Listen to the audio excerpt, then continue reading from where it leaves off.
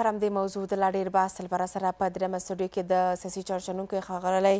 ظهور الله ظهیر او تر څنګ د سکایپ له لارې راسره د سیاسي چارچنونکی ښاغلی ملک افغان وصل سوي دي. ستړي مه سئ درنو میلمنو، په خیر راغلئ. بحث ته ظهیر صاحب، بحث له تاسو پیلوم چې ولې لا هم په افغانستان کې د ټولګډوني حکومت غوښتنه جاري ساتل سوې ده او دغه غوښتنه د بېلابېلو ودونو له لورې اسلامي امارات څخه کیږي چې به دلته یو ټولګډوني حکومت دې رامنځته سي. بسم الله الرحمن الرحیم. سلامونه درناوی محترم اوسئ احمدزی ته، قدرمن افغان صاحب ته او د ټولنیزو ټولو درنو کتونکو ته. خبره دا ده چې تعصب ځای خو دلته دی چې داسې کوم موارد، کومه ماده د ملل متحد یا د نړیوالې ټولنې شته چې سړی وایي چې یو ملک دی یا یوه ټولنه دی یا نور هیوادونه دي د یو بل هیواد د سیاسي نظام نوعیت وټاکي او یا دې په اصطلاح مشوره ورکړي او یا دې ورته توصیه وکړي. هرګز نشته دی دا.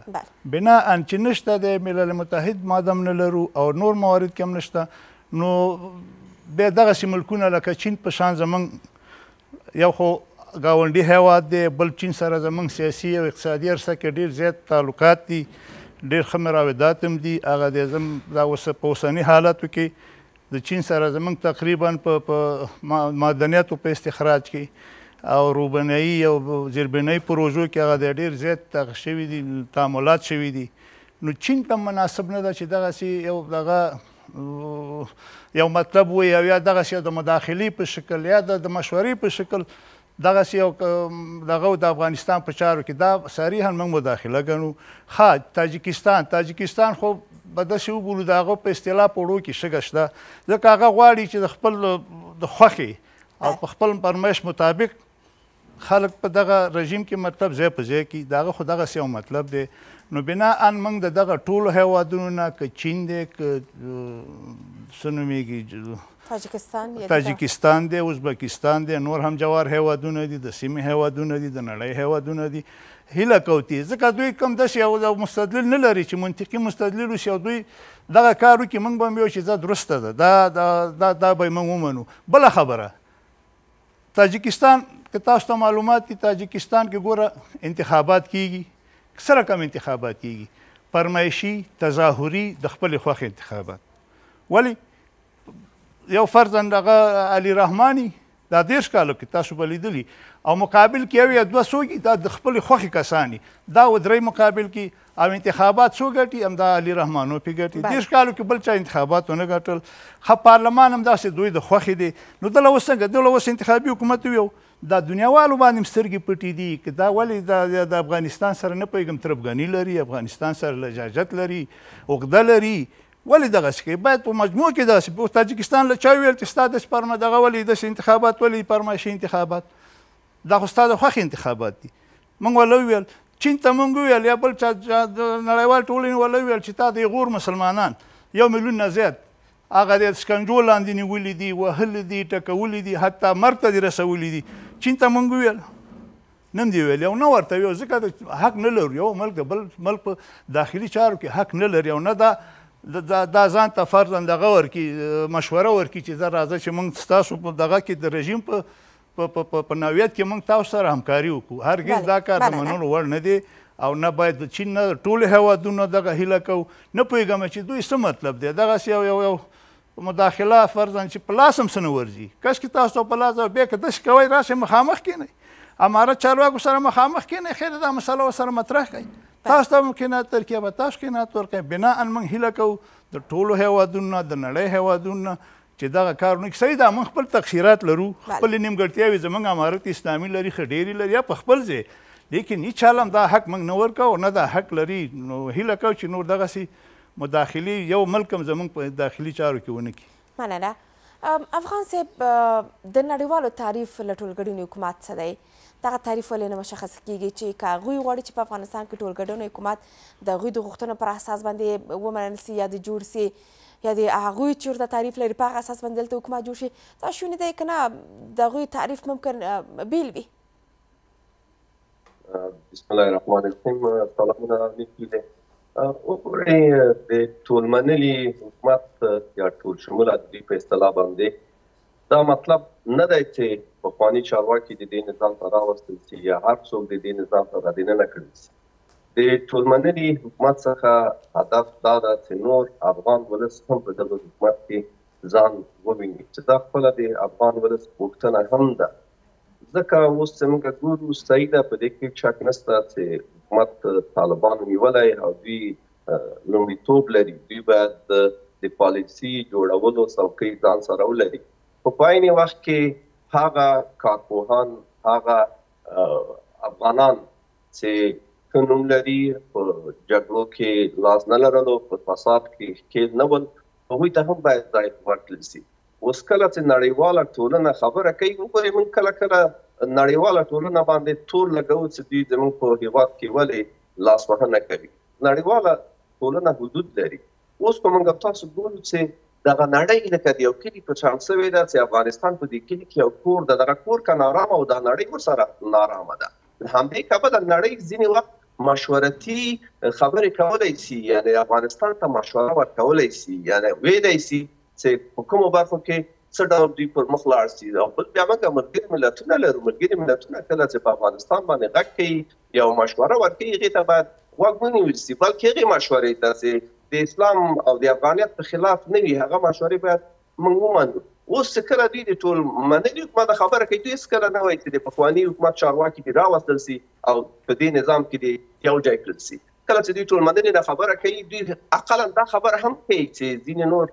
اقلیتونه دي، اقوام دي، هغوی ته دې هم وخت ورکړل شي چې دې نظام کې هغوی ځان وویني. نور کارپوهان دې هم راوستل شي. صحیح د احترام لرو، علما کرام پکې شته دي په رهبري کې، خو دغه نور ډاکټر او انجینر ته دې هم وخت ورکړل شي. او هغه خلک دي اهل د کار، نور قومي مشران چې دي هغوی دې هم راوستل شي. نو کله چې افغانستان حکومت افغانانو ومانه، خپله افغانانو ته د منلو وړ و، نو په هغه صورت کې بیا نړیواله ټولنه به یې هم ومني. خو دلته ځینې نیوکې د افغانانو له لوري هم شته او د نړیوالې ټولنې له لوري هم شته چې اسلامي امارت باید هغو ته توجه وکړي او کوشش وکړي دغه ولس په هره برخه کې ځان سره کړي، د ولس نه واوري، ځکه د شرع په بنا باندې د پر مخ لاړ شي. موږ نه غواړو چې دلته د غربي دیموکراسي افغانستان ته راوستل شي، ځکه غربي دیموکراسي ناکامه شوې ده، کمونیزم په افغانستان کې ناکام شوی ده. هغه بیرونی نظام چې افغانستان باندې تپل شوی هغه ناکام شوی ده. افغانان مسلمانان دي، اسلامي نظام غواړي، نو په همدغه د اسلامي نظام په چوکاټ کې د افغانانو حقوق ورکړل شي. دقیقاً.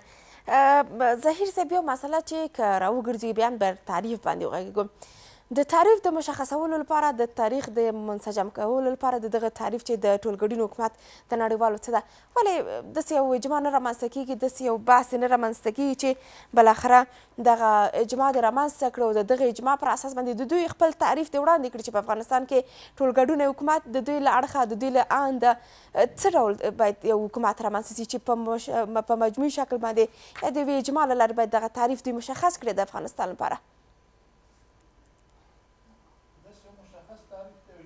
نشته. هر څوک غواړي چې په خپله خوښه، په خپله رضا، فرضاً یا د نورو ملکونو په خوښه او رضایت سره یو اجماع جوړه کړي یا جوړه نه کړي. خو اصلي مطلب دا دی، زه د افغان صاحب یوې خبرې سره موافق یم چې دوی ویل چې نړیوال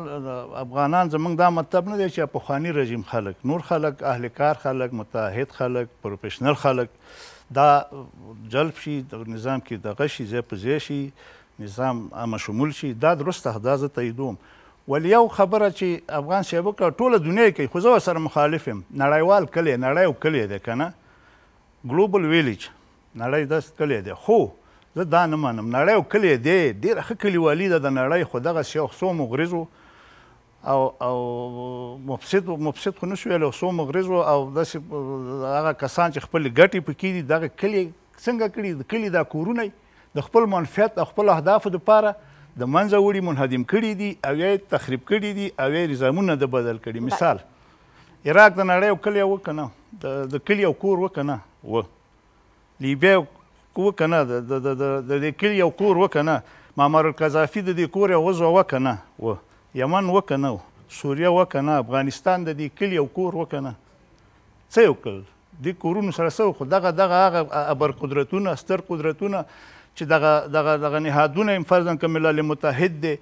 او که د ویسي کنفرانس دی که د ګلوبلایزیشن دی که سیاسي ده نړیوال جنایت محکمه دغه ټولې د خپلو اهدافو دپاره ده کړي ایله په دې باید موږ تجاهل حریف ونه کړو ځان ونه غلو دغه ټول هغه سترو قدرتونو د خپلو اهدافو دپاره دغه کړي دي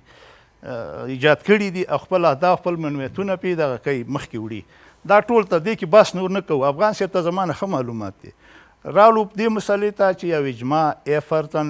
افغانستان ولې یو اجماع نه جوړی ولې فرضاً رشتې ده دا د حق دی دا یو ملک ظهیر صاحب اجماع د دغه نړیوالو هېوادونو له لورې ده که دوی غواړي چې د افغانستان په تړاو باندې یو تعریف په ټولګډون ولري څه ډول باید تعریف وي څه ډول باید دغه اجماع رامنځته سي چې د دوی لپاره ټولګډون یعنې څه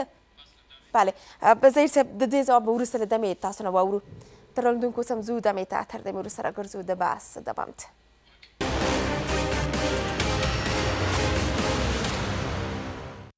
ښه راغلاست درنولیدونکو د بحث په دوام کې راسره د چهارشنبې ښاغلی ظهور الله زهیر او تر څنګ یې د چهارشنبې ښاغلی ملک افغان وصل پاتې سوي دي زهیر صاحب پوښتنه تاسو ته راجع وه که پوښتنه مو په یاد وي مهرباني وکړئ داسې ده چې انساني فطرت په مجموع کې مقتضي د مقام منزلات قدرت شهرت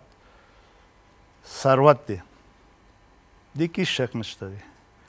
ولې افغانان زمونږ هیوادوال ماشاءالله په ټوله کې مقدم دي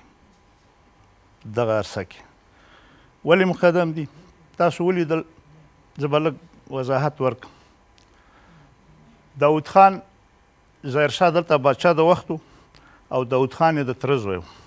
ظاهرشاه لاړ ایټالي له تداوی دپاره دلته پې داود خان کودتا وکړه او رژیم یې ونیو څه شی وشو شاهي رژیم په جمهوري واوښت دا یو دویم د په هغې باندې د خلق دیموکراتیک ګوند یعنې خلق او پرچم یو ځای څه شی وکړه کودتا وکړه دغه رژیم د داود خان رژیم یې منهدم کړ واک چا ونیو خلق او پرچم ګوند ونیو دوی واکمن شو دوی چې کله واکمن شو دوی ټول قدرت انحصار کړ داسې مامورین لکه دا اوس هم چې دي فرضاً هغه مامورین چې هغه اداري چارې مخکې وړلې یا مستثنا ده نورې غټې چوکۍ غټ قدرت غټ مقام ټول ځان ته منسوب کړ دا یې په دې ورپسې تاسو راشو د مجاهدینو رژیم ته که راشو مجاهدینو خپل ذات البیني جګړې شروع کړې چې دپاره د قدرت دپاره کابل یې ګوره په زرهاو کسان یې شهیدان کړل کابل یې مخروبه کړ دا یې په دې بله مسله چې رالو طالبانو اول اسلامي امارت چې راغی حاکم شو هذا القیس دوی هم بل څوک نه منه دا په دې رالو جمهوریت ته جمهوریت کې یو ترکیبي رژیم جوړ شو یو مختلط رژیم جوړ شو ولې جوړ شو د نورو په مرسته جوړ شو د پردیو په مرستو راغی په پردیو په مرستو جوړ شو او په پردیو په دې خاطر دا کار وکړه چې خپل اهداف یې برآورده کړل خپل منفعت یې برآورده کړل هغه له وړاندې نوزو جزیات یې ډېر دي کنې هغوی هم که همغه خارجي نه وي امریکایان نه وي تاسو وګوره وملیدل چې د رژیم د جمهوریت کې د مختلفو خواو جهتونو سیاسي او نظامي جهتونو ترمنځ به د اولې میاشت نه به جګړې وي او دغه به وي د منځرتل به وي وژل به وي نیول به وي تخریب به وي خو رژیم طالبانو دغه وبخه امریکایانو خارجیانو تر یو حده پورې وساته مطلب مې دا دی رالو اوس امارت اسلامي ته امارت اسلامي هم دام افغانان دي دا خصلت د افغانانو ګوره خصلت د افغانانو ټول داسې وبوله چې تقریبا یو دی خو بعضې کې به صحیح ده بعضې کې به بیا یو څه تفاوت وي بعضې به ډېر حریص قدرت وي او بعضې به یو څه مناسب وي درسته کنې طالبانو اوس د نورو دغه په نسبت د نورو رژیمونو په نسبت د دوی بیا ښه د اقتصادي عرصه کې د دوی پیشرفتونه قابل د تمجید دي که نه نو خبره دا ده اصلي خبره دا ده چې ګوره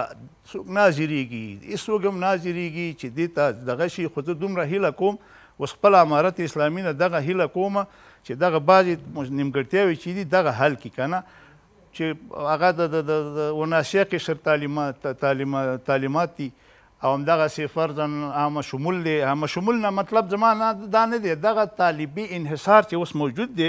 دې کې شک نشته طالبانو به بد هم لګي 90% تقریبا 95% طالبان دي که نه صحیح ده دې کې دا ژبې شته دا قوم شته ولې څوک دي طالب دي غیر طالب ګوره نه لرو په کې کې ډېر محدود دي فرضاً وزیر تجارت من غیر طالب لرو صحیح د طالبان په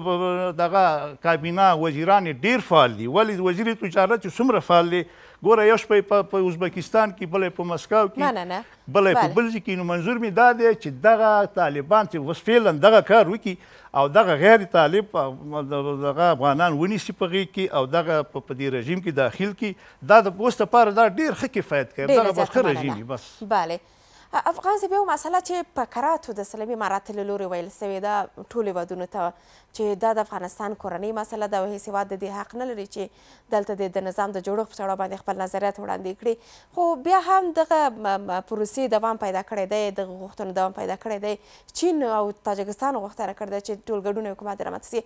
ولې قناعت نه کوي دغه هېوادونه چې دا د افغانستان کورنۍ مسله ده او ټول شموله وي یا نه وي یا دې ته ورته هر هغه ډول نظام چې جوړېږي هغه افغانانو پورې تعلق درلودلی شي نورو هېوادونو پورې دا تړاو درلودلی شي یو ښکاره لاسوهنه نه ده ښکاره لاسوهنه ورته نسو ویلی که د مشورې په چوکاټ کې او که دوی بیا په موږ باندې دا جبرن تپي چې موږ د دوی په خوښه باندې حکومت جوړ کړو نو بیا ښکاره خبره ده چې هغه هغې ته لاسوهنه ویلی شو خو کله که دوی د مشورې په شکل کې موږ ته دا وایي چې تاسو د خپل ولس ومنئ او داسې یو حکومت جوړ کړئ چې په کې ولس خپل ځان ویني بیا هغې ته موږ لاسوهنه نسو ویلی او اسلامي امارت چې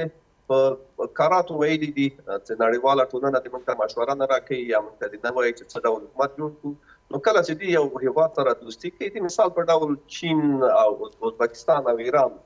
دو سره د اسلامي امارت او بالخصوص قطر د اسلامي امارت اړیکې ورسره کېدي نو د دوستانو د ملګرو هېوادونو مشورو ته غوږ نیول ښه خبره ده یا اسلامي نړیوال سازمان چې کله اسلامي امارت ته مشوره ورکوي د هغوی خبرو ته غوږ نیول بده خبره نه ده ځکه چې هغوی داسې خبره نه کوي چې هغه د افغانستان په زیان باندې وي او یا دغه نیک هېوادونه لکه چین ازبکستان او قطر که مشوره وکړي او د تاجکستان خبره ده تاجکستان اوس د پاکستان لاره نیولې هغه هم منفي روان ده او افغانستان ته په ښه سترګه نه ګوري سره له چې خپله ډېرې ستونزې لري هغه بېل حساب ده خو د دوستو هېوادونو خبره باید واورېدل سي او په عیني وخت کې خپله باید موږ کار وکړو او اوس یوازینۍ موقع ده چې اسلامي امارت ته په لاس ورغړې ده 45 کاله بعد ناخوالو نه وروسته اوس یو نظام راغلی ده چې مرکزي نظام دا ټول په یو خوله دي په یو غږ دي او ولس دوی ته تمه لري همدې موقع نه باید اسلامي امارت ګټه پورته کړي نور چاته باید وخت ورنه کړي چې ولې یو څوک غږ راپورته کړي خپل ځان کې اصلاحات راوله خپل نظام داسې جوړ کړه چې ټولو ته د منلو وړ وي چې نړۍ خپله تا باندې غږ وکړي چې موږ ته سفارت خلاصوو او راسه ته د هم خپل سفارت خلاص کړه او نړیوال ملګرو ملتونو کې د افغانستان څوکۍ باید افغانانو ته ورسپارل سي خو دا اوس اصلي هر څه د اسلامي امارت په لاس کې دي خو له بده مرغه اسلامي امارت ځینې وخت داسې کړنې کوي چې هم ولس ورڅخه خفه وي هم نړیواله ټولنه لکه د ښځو حقوق چې دي د ښځو زده کړې چې دي دا ډېره غټه خبره ده دوی کله کله ورته په ډېرې ټیټه سترګه ورته ګوري سره له دې چې دوی په لاس کې ده په یو فرمان سره کولی چې ټول ښوونځي پرانیږدي او ښځو ته خپل حقوق ورکړي او معاشرو باندې قید و شرط ونه لګوي ځکه ښځې هم انسانانې دي هغوی ته په نیکه سترګه کتل پکار دي دومره ټیټه سترګه باندې ورته کتل نه دي پکار اوس خبره اصلا راځي چې اسلامي امارت باید اوس څه وکړي او څه کولی شي اوس اسلامي امارت بیا خو موږ دا نه غواړو چې اسلامي امارت کې خپله خپلمنځي اختلافات پیدا شي ځکه که ځینې مشران د کابل غږ پورته کړي کېدای شي قندهار ورباندې خفه شي د یووالی ډېر مهمه ده په هر حالت کې باید دوی دا خپل یووالی ټینګ وساتي ځکه چې موږ دا بې اتفاقۍ نه ډېره صدمه لیدلې ده افغانستان ډېر وران شوی ډېر ویجاړ شوی ده ټول د اختلافاتو بې اتفاقۍ له وجې نه خو دغه نور د کابل مشران باید قندهار ته قناعت ورکولی وشي هغه کړنې چې نه دي پکار هغه باید ونه کړي هغه فرمانونه چې ضرورت نشته هغه باید صادر نه کړل شي فرمان چې صادرېږي هغې باندې باید فکر وشي کابینه په هغې باندې مشوره وکړي وروسته د هغې نه باید بیا مشرتابه ته ورسي هغوی باندې د سختو کې کله چې د کابل کابینې ورباندې پرېکړه کړي بیا د هغه صادر کړل شي داسې نه چې کابل خبر نه وي له قندهار نه یو فرمان راسي او دوی هم ورباندې خفه شي یعنې دا کابینه اوس هم ګورو هر څه چې ده خو کابینه د موږ ورسره کتلي د ټولنې د اهل د کار خلک دي ډېری د اهل د کار خلک په کار باندې پوه دي خو له بده مرغه ډېری هېڅ صلاحیت نه لري هر څه چې کېږي له قندهار له لورې کېږي نو دوی ته لږ صلاحیت په کار ورکول پکار دي بله ظهیر صاحب ځینې مسایلو ته ښاغلي افغان صاحب اشاره درلودله چې دلته په کوردننه آیا د صلاحیتونو د ورکړې له کبله موږ کولی سو دغه مسلې ته د دفاع ټکي کېدو چې رښتیا افغانستان ټول ګډون حکومت جوړ کړی دی د هر قوم د هر قشر څخه اشخاص پکې موجود دي که نه دلته ډېر زیات کار ته اړتیا شته چې باید کار وشي تر څو دغه مسله چې نړیوالې نه مني په دغه برخه کې باید قناعت ورکړي چې د افغانستان حکومت ټول شموله دی ولې نشي کېدی دا خو د هر رژیم د واکمنۍ په لاس کې دي چې فرضاً څه رقم رژیم جوړوي وسیع البنیاد جوړوي عامه شمول جوړوي انتخابي جوړوي انتصابي جوړوي خو دې کې زموږ واکمني دا باید په دې باندې ډېر زیات توجه وکړي په دې زیات ترکیز وکړي دغه عرصه کې ډېر زیات دوی ته پکار ده چې دغه مسله مخکې ویسي اوس فرضاً څنګه چې افغان صاحب وویل چې کابل اداره یا کابینه د فرضاً قندار ته لاړ شي او هغوی سره د پاسې فرضاً مفاهمات وکړي درسته خبره ده خو دلته نه پوهېږم چې سیده اوس په امارت کې خو یو ډېر مهم او اساسي اصل چې دی څه دی رژیم ته تابعیت دی که نه صحیح ده که نه د رژیم حکم منل دي اولی الامر د اولی الامر حکم منل دي صحیح ده بیعت دی خو دا خو همداسې نه ده که نه نو اوس بعضې مسایل دي چې دې کې صحیح ده بیعت شرط دی لازم دی دا رژیم چې دوی دومره مخکې تللی او پرمختګ کوي همدا وجه ده چې دوی یو واحده رهبري ده واحد کومنده ده واحد حکم دی د دوی پیشرفت وجه همدا ده خو دلته باید زموږ فرضاً کابینه اوس داسې ویل کېږي چې ملا ضعیف د طالبان د اول دور ډېر مهم سړی په پاکستان کې د افغانستان سفیر و هغه په یو انټرویو کې خپله چینل سره وویل چې د افغانستان د اسلامي امارت 95% خلک ټول په دې باندې خوښمن دي چې دا د ښځو تعلیمات شروع شي ښه دا په دې نو اوس زه دا وایم چې دوی زموږ دا کابینه یا دلته نه پوهېږم چې دوی چوکۍ ساتي دې دپاره چې فرضاً دغه ورشي امیرالمؤمنین ته مشوره ورکړي یا ورسره کیني مباحثه وکړي البته دې نه به ډډه کوي نو داسې نه مه باده چې زما دا چوکۍ په خطر کې نشي دا وزارت مې لرې نشي دا ریاست مې لرې نشي که نیولې دا خو دومره سخته ولاکې ده بالکل نه ده لاړ دې شي کېدي نه یو وار دوه وار درې وار قناعت یې ورکړي امیرالمؤمنین لا که بل څوک داسې حایل واقع کېږي د دغې تعلیماتو هغه له قناعت ورکړي دا خو داسې مسله ولاکې ده خو د دوی زما په نظر چې دوی یوازې او یوازې دا ده چې دا خپل چوکۍ خپل موقف د لاسه ورنه کړي ډېر جدیت نه کوي بله مننه افغان صاحب چین دریځ باندې که وغږیږو د اسلامي امارات سره کوم دریځ غوره کول غواړي تر دې دمه موږ ستاسو د چین د اړیکو شاید پاتې سوي یاستو چې اسلامي امارات سره خورا ډېر زیات نږدې پاتې سوی دی په خصوص د سوداګرۍ په برخه کې که سیاسي ډګر ته ورګرځو بیا د چین پر دریځ باندې خبرې کوو د چین دریځ د بدلېدو په درشل کې پاتې کېدی شي د چین دریځ د ډېر مثبت دریځ ده د افغانستان په وړاندې بلکې د نړۍ په وړاندې چې چین یو سوله دوست هېواد ده اوس په هرې نړۍ ته غځېدلی ده او دومره پرمختګ یې کړی ده تقریبا د اقتصاد په برخه کې ټوله نړۍ د چین د لاس لاندې ده چین ته احتیاجه ده نو چین له نیکه مرغه زموږ ګاونډی هم ده او سیاست هم د افغانستان په وړاندې ډېر ښه روان ده هغه د زموږ سفیر هم منلی ده چین سره باید موږ اړیکې نږدې کړو سره له دې چې دلته موږ یو بل هېواد ده چې هغه پاکستان د چین سره اړیکې ډېرې ښې دي د خپل هغه دوه مخې پالیسي پر مخ وړي او چین ته ځینې وخت داسې مشورې ورکوي چې په افغانستان باندې اعتماد نه ده پکار خو چین په دې باندې پوهېږي د پاکستان د دولت یا د ریاست معرفت ورته ښه واضح ده هغه هېڅکله دغه نه مني په عین وخت کې موږ باید پاکستان ته موقع ورنه کړو پاکستان دلته پښه رادننه کړی سي او د افغانستان او د چین اړیکې ټینګړې کړي نو تر اوسه پورې چې څومره ښې اړیکې روانې دي دلته باید ادامه ورکړل سي او د چین هغه وروستیو کې افغان صاحب باز به راټول کړو تاسو نه به یې پیل کړم څه کول پکار دي څنګه ممکن کېدلی سي چې هېڅ چا ته د دې فرصت ورنکړل شي چې باید په افغانستان چارو کې د لاسوهنه وکړي د هغوی د غوښتنو پر اساس باندې دلته حکومت مخته لاړ سي اوس له ټولو نه ښه خبره ده چې موږ د ولس واورو د ولس مشورو ته غوږ کیږو چې شی چې ولس وایي د ولس غوښتنې د همیشه د شریعت په چوکاټ کې دغه ومنل شي. د مثال په ډول د ښوونځیو د نجونو ښوونځي د بې له قید و شرطه پرانیستل شي او کوم نصاب چې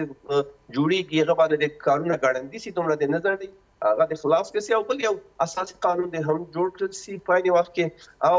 خپله شیخ صاحب امیر المؤمنین دی نور د ولس په منځ کې ځان راښکاره کړي او دا حکومت د هم نور له سرپرستي نه وباسي، ځکه ډېر دوام یې وکړ. یو د جرګې له لارې وي د هر ډول چې کېږي دا حکومت د